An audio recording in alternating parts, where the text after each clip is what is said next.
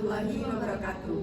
Kami dari kelompok 7 akan mempresentasikan mengenai teori perilaku konsumen yang akan dipresentasikan oleh saya, Dianika Putri dengan NIM 098. Saya Rahel Dwi, NIM 024.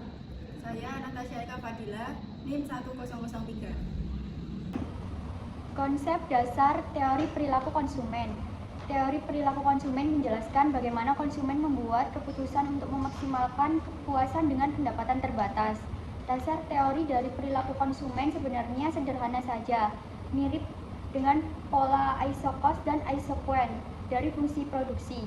Pada prinsipnya yaitu tidak semua orang memiliki pendapatan yang cukup untuk membeli semua barang dan jasa yang diinginkan. Biasanya konsumen mencoba mencapai tingkat konsumsi atau dari kumpulan barang dan jasa yang paling memungkinkan dengan tingkat pendapatan terbatas. Utility function atau fungsi kepuasan. Definisi utility adalah persepsi individu mengenai tingkat kepuasan yang didapat karena mengkomunikasikan sekumpulan barang dan jasa tertentu. Fungsinya adalah U sama dengan F, X1, X2, X3 sampai Xn, di mana Xi adalah jumlah barang I yang dipakai. Untuk mempermudah analisis, kita pilih dua barang konsumsi, barang dan jasa, X dan Y, sehingga fungsinya menjadi U sama dengan F, X, Y, di mana X dan Y adalah tingkat konsumsi kedua barang. Supaya analisisnya lebih mudah lagi, perlu beberapa asumsi berikut ini. 1. Informasi lengkap. Konsumen memiliki informasi yang lengkap mengenai barang dan jasa yang tersedia dan kapasitasnya, tingkat harga, dan tingkat pendapatan mereka.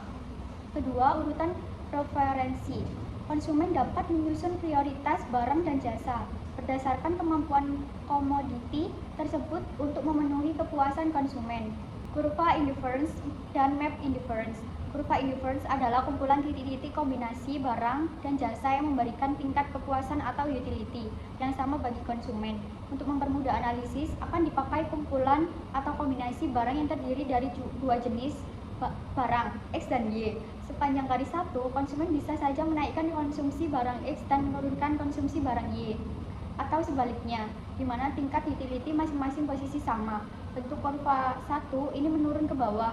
Bila bentuk kurva menurun dan cembung atau convex, berarti ada diminishing marginal rate of substitution, yakni marginal rate of substitution yang makin lama makin kecil atau diminish. Atau dapat dikatakan semakin banyak X yang dikonsumsi, semakin sedikit Y yang dikorbankan untuk mempertahankan utility. Jika bila X naik, maka Y turun. Tetapi delta Y1 per delta X1 lebih besar dari delta Y2 per delta X2, di mana delta X1 sama dengan delta X2 dan delta Y1 lebih besar daripada delta Y2. Dan jika bentuk kurva menekuk ke atas atau ke belakang menunjukkan konsumsi salah satu barang sudah terlalu banyak, sehingga menambah justru mengurangi utility. Contohnya dari A ke B. Supaya tetap berada pada kurva 1 yang sama, bila X naik sebesar 10, maka Y harus turun sebesar 15. Tetapi dari C ke D, supaya tetap berada pada garis kurva yang sama, bila X naik 10, maka Y harus turun sebesar 6. Marginal rate of substitution. Marginal rate of substitution adalah jumlah barang Y yang harus dikorbankan atau ditukar untuk setiap tambahan 1 unit X supaya tingkat utility konstan. Nilainya adalah nilai negatif slope dari kurva indifference pada satu titik yang terletak sepanjang kurva. Dari grafik terlihat bahwa konsumen itu indifference antara kombinasi A 10X dan 50Y dengan B 20X dan 35Y. Jadi rate dari A ke B adalah delta Y per delta X sama dengan 50 min 35 per 10 min 20 sama dengan min 1,5. Dengan demikian MRS adalah min 1,5 sama dengan plus 1,5. Dari C 40X dan 18Y ke D 50X dan 13Y. Rate-nya adalah delta Y per delta X sama dengan 18 min 13 per 40 min 50 sama dengan plus 0,5. Jadi dari A ke ke B, konsumen bersedia menukar 1,5Y untuk 1X, sedangkan dari C ke D, konsumen bersedia menukar 0,5Y untuk 1X. Dengan demikian, MRS makin lama makin kecil sepanjang kurva 1. Map indifference adalah kumpulan kurva indifference, semakin ke kanan semakin tinggi tingkat utility. Jadi, kombinasi X dan Y pada 1 lebih kecil dari kombinasi X dan Y pada 2, dan seterusnya. Map indifference sebenarnya terdiri dari kurva-kurva indifference yang jumlahnya tidak terhingga. Masing-masing titik terletak pada satu kurva indifference karena kurva indifference tidak berpotongan, sama seperti isoquant. Pendekatan marginal utility. Marginal utility atau tambahan utility adalah tambahan total utility akibat tambahan satu unit barang yang dikonsumsi atau barang-barang lain konstan. Konsep marginal utility berguna bila dihubungkan dengan marginal rate of substitution atau MRS. Bila utility tergantung pada tingkat konsumsi dua barang X dan Y, maka total perubahan pada utility akibat perubahan kecil X dan Y adalah delta U, MU dari X kali delta X, ditambah MU dari Y dikali delta Y. Pada setiap titik di kurva indifference tertentu, kombinasi X dan Y akan menghasilkan tingkat utility yang sama. Jadi setiap perubahan X dan Y yang mendudukkan konsumen pada kurva indifference yang sama hanya akan menghasilkan U yang sama, atau delta U sama dengan 0. Delta U sama dengan MUX dikali delta X ditambah MUY dikali delta Y sama dengan 0. MUX dikali delta X sama dengan min MUY dikali delta Y. MUX per MUY sama dengan min delta Y per delta X, di mana delta Y per delta X sama dengan min rate atau slope sama dengan MRS. Consumers budget constraint. Kurva indifference diperoleh dari pola preferensi konsumen. Dengan kurva indifference bisa dianalisis apa yang ingin dilakukan konsumen. Namun, fungsi demand menunjukkan apa yang ingin dan yang dapat dilakukan konsumen, namun tetap dibatasi oleh harga barang dan pendapatan mereka. Untuk itu, perlu analisis tersendiri mengenai batasan yang dihadapi konsumen. Garis budget atau budget line. Konsumen memiliki pendapatan tertentu yang terbatas. Dengan pendapatan tertentu, konsumen ingin membeli barang sedemikian hingga tercapai kepuasan maksimum. Jadi, constraint-nya adalah pendapatan atau budget tertentu. Bila pendapatan tertentu, M dan harga barang X sama dengan PX dan harga barang Y sama dengan PY, maka bila seluruh pendapatan dibelikan X dan Y, maka M sama dengan PX dikali X ditambah PY dikali Y atau PYY atau PXX min M, sehingga PY sama dengan M min PXX atau Y sama dengan M per PX min PX per PX dikali X. Fungsi di atas disebut budget line. Budget line adalah garis menghubungkan titik-titik yang menunjukkan kombinasi barang yang terbeli oleh seluruh penghasilan. Persamaan Y sama dengan M per PY dikurangi PX per PY dikali X, di mana M per PY adalah jumlah Y yang terbeli bila seluruh uang dipakai beli Y atau X sama dengan 0. Dan min PX per PY adalah swap atau Y yang harus ditukar oleh tambahan 1 unit X, atau sama dengan parsial Y dibagi parsial X sama dengan min PX per PY. Misalkan PY sama dengan Rp5 dan PX sama dengan Rp10, untuk setiap kenaikan X, Y harus dikorbankan sebesar PX per PY sama dengan 2 unit atau 2 PY sama dengan Rp10.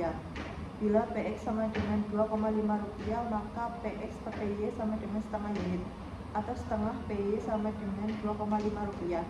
Budget line di samping menunjukkan semua kombinasi barang X dan Y yang bisa dibeli dengan uang pendapatan tertentu pada harga tertentu. Bila harga X dan Y tetap tetapi pendapatan atau M naik, maka PX per PY konstan. Tetapi budget line AB bergeser ke Rn karena intercept atau M per PY naik. Bila harga X dan Y tetap tetapi pendapatan atau M turun, maka PX per PY konstan, tetapi budget line AB bergeser ke ZF karena intercept turun. Bila harga berubah, misalnya PX turun, maka intercept tetap karena M per PY tetap. Tetapi slop berubah karena PX per PY turun sehingga budget line AB bergeser ke DB. Bila harga berubah, misalnya PX naik, maka intercept tetap karena M per PY tetap. Tetapi slop berubah karena PX per PY naik, sehingga budget line AB bergeser ke CB. Atau secara ringkas, bila M berubah tapi PX tetap, budget line bergeser. Bila M tetap tapi PX berubah, budget line berputar. Utility maximization memaksimumkan utility dengan pendapatan tertentu. Dari grafik di samping dengan budget line tertentu pada berbagai kurva indifference, kemungkinan kepuasan tertinggi tercapai pada titik P pada kurva indifference 3, di mana konsumen menggunakan X dan Y berdasarkan budget line tertentu AB. Konsumen tentu menghendaki kurva indifference 4 yang tingkat utility-nya lebih tinggi. Akan tetapi dana yang tersedia tidak cukup. Misalnya pada R yang terletak di kurva indifference 1, konsumen bisa bergerak sepanjang budget line ke arah S dengan cara menaikkan Y dan menurunkan X. Konsumen tidak akan berhenti menukar X dengan Y sampai tercapai titik P yang terletak pada kurva indifference 3. Jadi tingkat utility maksimum tercapai pada saat konsumen menggunakan kombinasi barang, di mana slop dari kurva indifference bersinggungan atau tangan dengan budget line. Jadi equilibrium tercapai pada titik di mana MRS sama dengan PX per PY. Contoh pada titik S, bila MRS sama dengan 2 dan PX per PY sama dengan 4, berarti MRS kurang dari PX per PY. Karena MRS sama dengan 2, maka konsumen bersedia menukar satu barang X untuk dapat 2 barang Y. Karena PX per PY sama dengan 4, maka konsumen mampu untuk menukar satu barang X untuk dapat 4 barang Y. Jadi akan lebih menguntungkan untuk mengorbankan barang X supaya dapat barang Y atau bergerak dari S ke P. Interpretasi dari marginal utility. Diketahui MRS sama dengan delta X per delta Y. Karena min delta X per delta Y sama dengan MUX per MUY, maka MRS sama dengan MUX per MUY. Equilibrium tercapai pada saat MRS sama dengan MUX per MUY sama dengan PX per PY atau MUX per PX sama dengan MUY per PY. Hubungan ini mempunyai arti bahwa marginal utility per rupiah yang dikeluarkan untuk barang X sama dengan marginal utility per rupiah yang dikeluarkan untuk barang Y. Bila MUX per PX kurang dari MUY per PY, maka MU per rupiah untuk X lebih kecil daripada MU per rupiah untuk Y. Konsumen bisa mengalihkan rupiah dari barang X ke barang Y. Selama masih ada disequilibrium, konsumen akan tetap mengurangi X dan menambah Y. Bila konsumsi barang X turun, maka MUX akan naik. Bila konsumsi barang Y naik, maka MUY akan turun. Hal ini akan terus berlangsung sampai MUX per PX kurang dari MUY per PY. Itu juga sebaliknya, menurunkan atau menderive kurva demand. Demand adalah jumlah barang yang mau dan dapat dibeli konsumen pada harga pasar. Dan diketahui bahwa konsumen memaksimumkan utility pada saat trade, di mana konsumen bersedia menukar barang satu dengan yang lain, sama dengan trade di mana konsumen mampu menukar barang-barang tersebut. Kedua pengertian ini berkaitan karena kurva demand dihasilkan dari teori perilaku konsumen. Dari kurva A, mula-mula budget line adalah BL1, harga barang X adalah BX sama dengan B1. Konsumen memaksimumkan utility pada saat BL1 tangan atau bersinggungan dengan kurva indifference 1, dan pada kurva B terlihat pada titik A. Bila harga barang X turun atau PX turun di mana PX sama dengan P2, sementara pendapatan dan harga barang Y konstan, konsumen akan beralih dari barang Y ke barang X. Karena intercept konstan, maka budget line berputar ke BL2. Di sini konsumen memaksimumkan utility dengan memilih kurva indifference yang lebih tinggi atau 2, dan pada kurva B terlihat pada titik B. Bila harga X turun lagi dari P2 ke P3, di mana PX sama dengan P3, dengan pendapatan dan harga barang Y konstan, maka konsumen akan beralih dari barang Y ke barang X karena intercept konstan. Maka intercept budget line tetap, tapi budget line BL2 berputar ke BL3. Di sini konsumen memaksimumkan utility dengan memilih kurva indifference yang lebih tinggi atau 3, dan pada kurva B terlihat pada titik C. Bila titik-titik A, B, dan C dihubungkan, bisa didapatkan kurva demand yang menurun ke bawah. Jadi kurva demand itu diturunkan dari titik-titik equilibrium yang memaksimumkan utility. Slop dari kurva demand menunjukkan hukum permintaan, yaitu jumlah barang yang diminta berhubungan terbalik dengan harga barang tersebut. Dan definisi dari kurva demand individual merupakan kurva yang menghubungkan berbagai jumlah barang yang dibeli pada tingkat harga yang berbeda dengan asumsi pendapatan dan harga barang lain konstan. Efek substitusi dan efek pendapatan. Bila harga barang A turun, maka barang A relatif lebih murah dibanding barang B. Akibatnya konsumen cenderung untuk mengganti atau substitusi barang B dengan barang A. Begitupun sebaliknya. Penggantian ini disebut efek substitusi. Perubahan harga ini juga punya efek lain seperti tadi. Bila harga barang A turun, maka barang A relatif murah. Karena pengeluaran untuk barang A turun, konsumen punya kelebihan dana. Dana ini bisa untuk beli barang A atau beli B. Demikian juga bila harga A naik, maka barang A lebih mahal. Konsumen kekurangan uang dan harus menurunkan konsumsi A atau B atau dua-duanya. Efek substitusi. Efek substitusi adalah efek perubahan harga terhadap penggantian konsumsi barang-barang karena konsumen tetap ingin berada pada kurva indifference yang sama. Dari gambar terlihat efek substitusi terhadap penurunan harga. Equilibrium awal adalah titik di mana budget line AB bersinggungan dengan kurva indifference. Bila harga X turun, implikasinya adalah kenaikan pendapatan real. Akibatnya budget line berputar ke AD. Karena pendapatan nominal tetap, maka intercept tetap di A.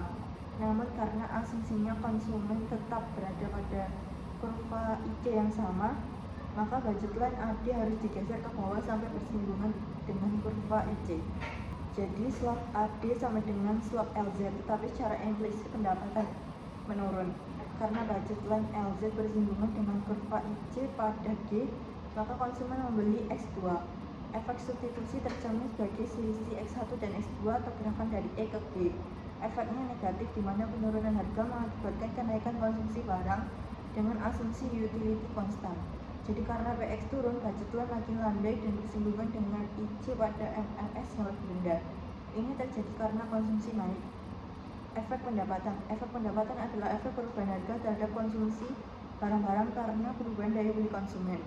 Penurunan harga barang X secara implisit akan menaikkan pendapatan konsumen. Misalnya bila harga X naik, konsumen akan bergeser ke kurva IC yang lebih rendah. Karena konsumen bergerak dari satu kurva IC ke kurva IC yang lain, sedangkan efek substitusi merupakan pergeseran sepanjang kurva IC yang sama, maka efek pendapatan adalah selisih dari total efek perubahan harga. Gerakan dari kurva IC1 ke kurva IC2 dikurangi efek substitusi atau gerakan sepanjang kurva IC1. Diketahui grafik tersebut adalah untuk barang normal. Misalnya, mengonsumsi barang X sebesar X1 pada harga PX1.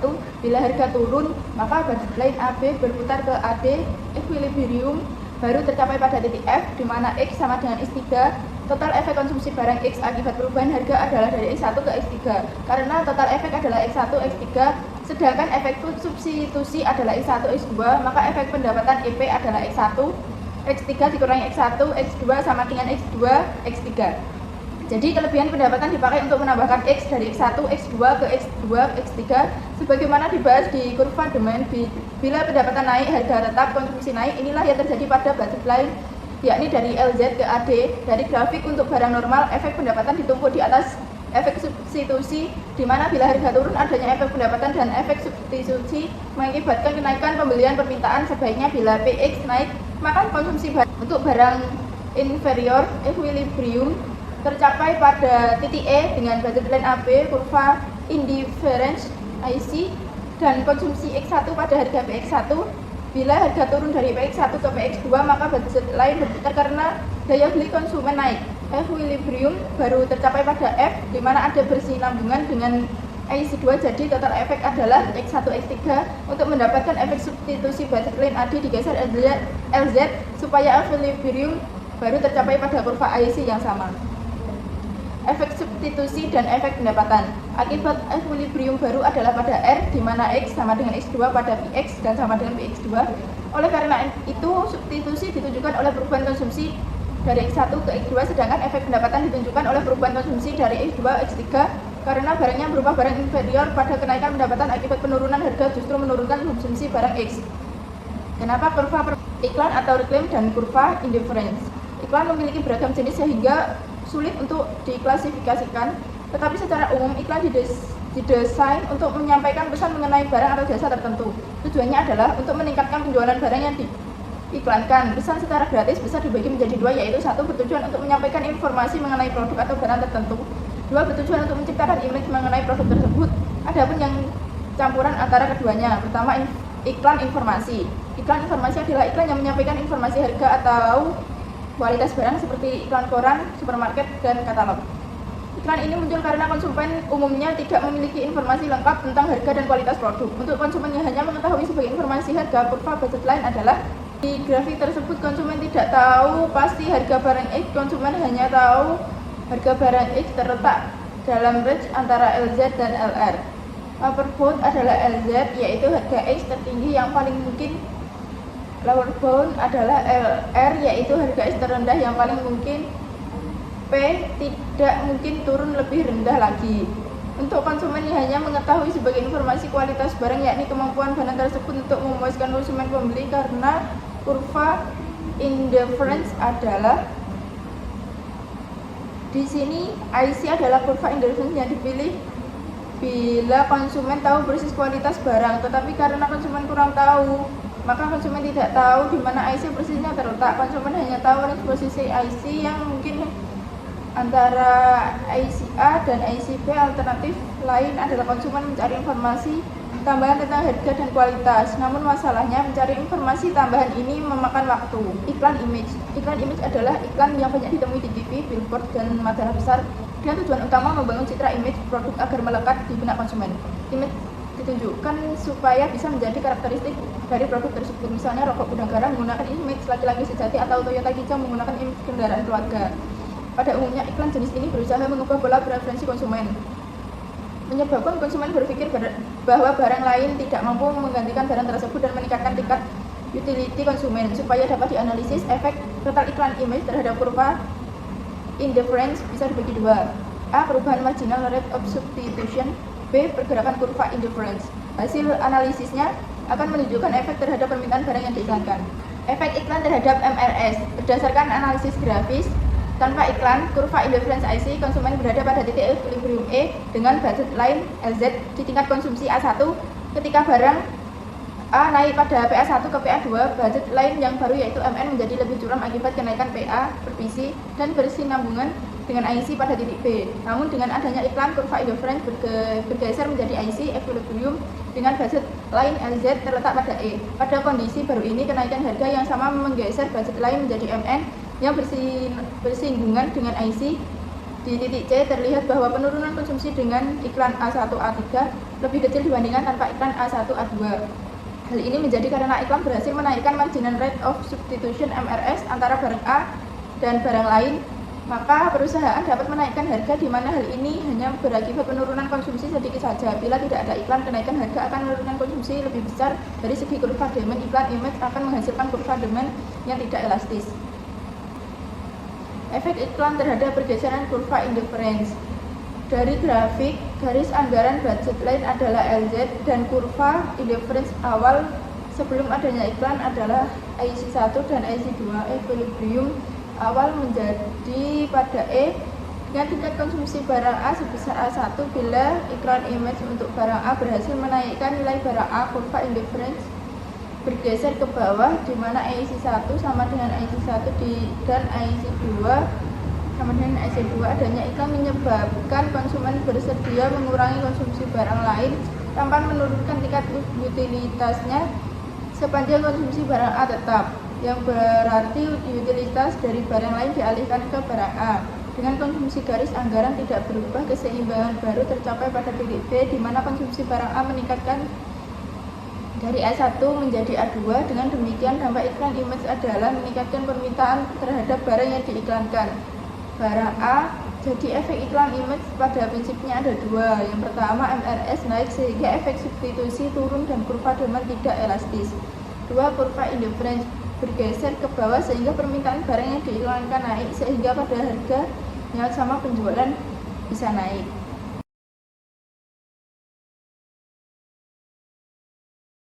Baik, sekian dari presentasi kami. Terima kasih. Wassalamualaikum warahmatullahi wabarakatuh.